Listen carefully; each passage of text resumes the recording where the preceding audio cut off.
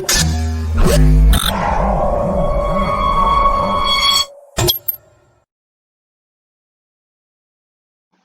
दोस्तों, आपका बहुत बहुत स्वागत है हमारे इस चैनल प्रोग्राम एआई में। इस चैनल के अंदर आपको प्रोग्रामिंग लैंग्वेज से रिलेटेड ट्यूटोरियल्स और साथ ही साथ बेसिक कंप्यूटर कंसेप्ट्स और टेक्नोलॉजिकल अपडेट्स के बारे में जानकारी मिलेगी। तो चलिए आज हम हमारे इस चैनल की पहली वीडियो को शुरू करते हैं। तो जैसा कि आप देख रहे हैं, इसमें हम एक प्रोग्राम करने जा रहे हैं जिसमें हमें यूज़र से एक नंबर लेना है और उसे रिवर्स करके दिखाना है। तो इस प्रोग्राम में सबसे पहले हमने लिखा है #include iostream.h, जो कि एक हेडर फाइल है जिसके अंदर सी आउट और सी इन ऑब्जेक्ट स्टोर्ड है। जो सी आउट होता है वो किसी भी चीज़ को डिस्प्ले कराने के लिए यूज़ होता है, बेसिकली आउटपुट देने के लिए यूज़ होता है। जैसे जो हमारी कंसोल डिस्प्ले होगी, जो आउटपुट स्क्रीन होगी जिसे कंसोल स्क्रीन कहते हैं, उसके अंदर जो भी हम सी आउट के अंदर टेक्स्ट लिखेंगे वो डिस्प्ले होगा। और जो सी इन है वो इनपुट लेने के लिए यूज़ होता है। जैसे कि यहाँ पे सी इन ए लिखा है तो वो ए की वैल्यू जो भी यूज़र एंटर करेगा उसका इनपुट लेगा। और फिर उसके बाद हमने यहाँ पे वाइल लूप लगाया है जो तब तक वर्क करेगा जब तक ए की वैल्यू जो है 0 से बड़ी रहेगी। जैसे ही ए की वैल्यू 0 के इक्वल होगी तैसे ही वो लूप काम करना बंद कर देगा। तो चलिए देखते हैं कि ये प्रोग्राम काम कैसे कर रहा है। सबसे पहले हमने इसके अंदर दो वेरिएबल्स लिए हैं, ए और बी। फिर जो क्लियर स्क्रीन फंक्शन है ये conio.h जो हेडर फाइल है उसके अंदर होता है, और जो getch फंक्शन है वो भी conio.h जो हेडर फाइल है उसके अंदर होता है। तो क्लियर स्क्रीन फंक्शन जो होता है वो जो हमारी आउटपुट स्क्रीन होती है उसके अंदर जो पहले से ही आउटपुट डिस्प्ले होता है उसको क्लियर करने के लिए होता है, जिससे हमें कोई कन्फ्यूजन ना हो। तो क्लियर स्क्रीन के बाद हमने इसमें सी आउट में एक मैसेज लिखा है एंटर द वैल्यू ऑफ ए।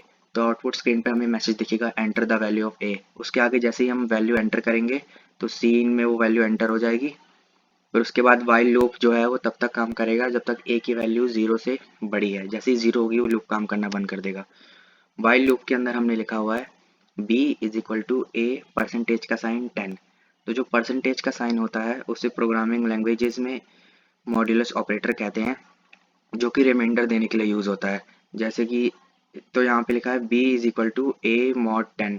अब मान लीजिए यूज़र ने नंबर दिया है आपको 124, तो यहाँ पे लिखेगा b is equal to 124 mod 10। तो 124 मॉड 10 में हमें क्या रिमाइंडर मिलेगा, 4। तो b की वैल्यू हमारे पास हो गई 4। अब सी आउट b मतलब अभी प्रिंट करेगा b को। तो यहाँ पे b की वैल्यू 4 प्रिंट हो चुकी है हमारे पास आउटपुट स्क्रीन में। अब ये नीचे आया, यहाँ पे इसने लिखा है, यहाँ पे a is equal to A divided by 10 लिखा है। तो 124 डिवाइडेड बाई 10 कितना होता है, 12.4।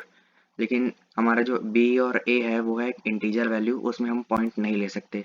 तो 12.4 में ये सिर्फ 12 को स्टोर करेगा, 0.4 को नहीं लेगा क्योंकि एक इंटीजर वैल्यू है। अब जो a की वैल्यू है वो हो चुकी है 12, वो दोबारा वहाँ ऊपर गई और b is equal to 12 mod 10 हो गया। अब 12 मॉड 10 में हमें जो रिमाइंडर मिलेगा वो होगा 2। इस बार b की वैल्यू हमारे पास आ गई 2। तो सी आउट b में अब प्रिंट हो जाएगी 2। अब फिर से a नीचे आया। अब a की वैल्यू हमारे पास 12 थी तो 12 डिवाइडेड बाय 10 हुआ, तो अब a की वैल्यू हो गई 1.2। लेकिन जैसा कि मैंने कहा a जो है वो इंटीजर वैल्यू है तो ये 0.2 नहीं लेगा, सिर्फ 1 लेगा। a की वैल्यू हमारे पास हो गई है 1। अभी फिर से ऊपर जाएगा। अब b is equal to 1 mod 10 है।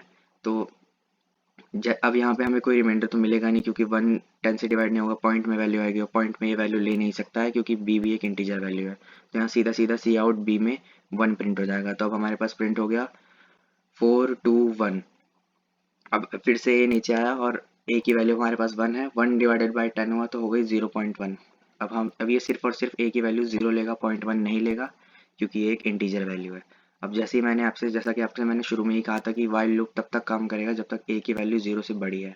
अब जैसा कि आप देख रहे हैं a की वैल्यू 0 हो चुकी है तो ये लूप काम करना बंद कर देगा और हमारा प्रोग्राम कंप्लीट हो चुका है। तो चलिए दोस्तों, इसको हम टर्बो C++ सॉफ्टवेयर के अंदर एग्जीक्यूट करके देखते हैं कि ये प्रोग्राम काम कैसे करता है।